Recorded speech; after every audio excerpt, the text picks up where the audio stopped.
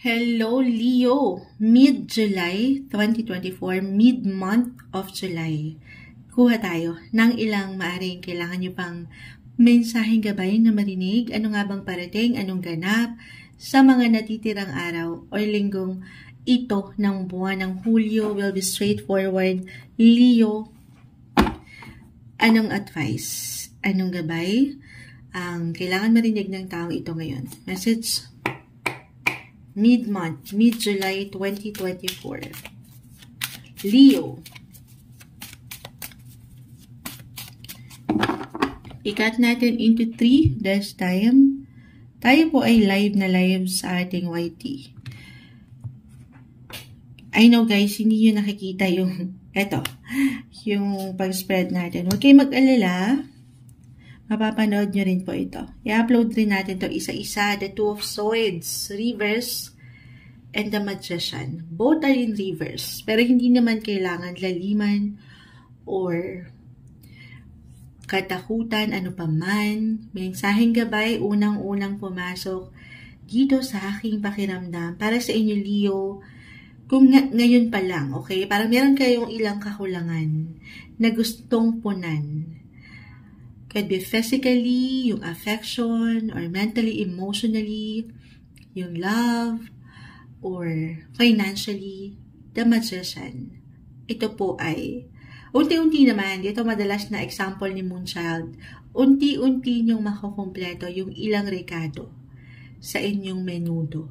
Bilang, hindi pa tayo nagdi-dinner. Menudo ang naisip ni Moonchild. Hindi. Unti-unti makukumpleto niyo rin yan. Hindi niyo kailangan ma-pressure, hindi niyo kailangan magmadali. Kailangan niyo lang ditong sumabay. At syempre pa, bibigyan ng pag-aksyon na mapunan. Okay, itong kakulangan na ito. Syempre pa, bibili tayo dapat sa tindahan. Oo, diba? I mean, tanungin ang sarili, ano ba yung pakiramdam mo? Meron ka bang ilang parang hindi na-fulfill or merong ilang dissatisfaction na naghaganap ngayon or even frustrations? Hindi kailangan laliman. Pero with Two of Swords, parang ayaw niyong tingnan. Para sa ilan, nakasara ang inyong isipan or ang inyong mga mata sa kinakaharap niyo or kakaharapin niyo sa mga susunod na araw na ito.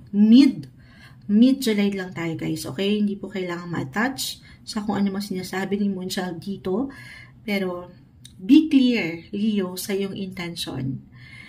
Siyempre pa, walang higit na makatutulong sa atin dito kundi ang ating mga sarili. Maging klaro ka. Ano ba yung gusto mong punan sa iyong sarili? Ano ba yung ilang kakulangan o ilang hindi nagbabalance right now? Unti-unti.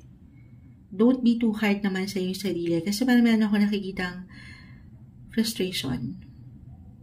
Okay? Ano na yan, Moonchild? Naging low-key ang energy. Hindi ganun ka-magical. I mean, parang may hinahanap. Para sa ilan, tayo po ay general message. Pero the Magician is the Magician. The Magician is the Magician, Moonchild. Sasalamangkahin nyo lang ito. Meron at merong spark within you, Leo. Kailangan mo lang paangatin yung enerhiya na yan. Kumikinang ka. Meron kang kakayanan. Meron kang power para alam mo yun, para punan yan. Yung mga nararamdaman mo dyan. Unti-unti. Kasi yung iba, di ba, magkakaiba ang bawat isa. Kahit pa pare-pareho kayo ng sign, magkakaiba po ang pinagdadaanan ng bawat isa. Pero lagi mong tatandaan na meron kang power to take action, power to move on so you can move forward. Magical pa rin ang buhay. Hindi natatapos sa isang punto if ever meron talaga kayong pinagdadaanan ngayon. Hindi natatapos sa isang punto na hindi okay ang inyong sitwasyon, ang inyong life. Patuloy na merong pag-usad. Patuloy na pwede yang mapalitan, mapunan yung ilang pagkukulang o yung ilang imbalances. Mapapera man ito o sa isang tao, meron kayong solusyon. At nasa inyo ang power guys. Okay? Kailangan nyo lang buksan ang inyong mga mata. Pakita natin sa live. The Two of Swords. This one is in reverse. Para bang, alam nyo nang merong hindi na balance. Hindi na mutual. Or alam nyo nang merong hindi tama, hindi wasto, pero parang nagbubulag-bulagan ng ilan. Okay? So, be open sa ilang possibilities ng life. Unti-unti, hindi ko kayo minamadali. Sabi kasi ni Moonchild, ayan, baka naman magmadali kayo. It takes time naman na ma-fix itong ilang frustrations nyo in life right now, especially when it comes to relationship. Okay, work-wise, the Magician, the Two of Swords, maraming nakahain sa inyo sa mga susunod na araw o linggong ito. Maraming trabaho. Ano man ang anong tawag dito? Naghangang Moonchild. Ano man ang estado ng inyong work? Self-employed man or andito kayo sa isang company. So, kahit na medyo, baka dito mag-apply yung pressure, yung frustrations.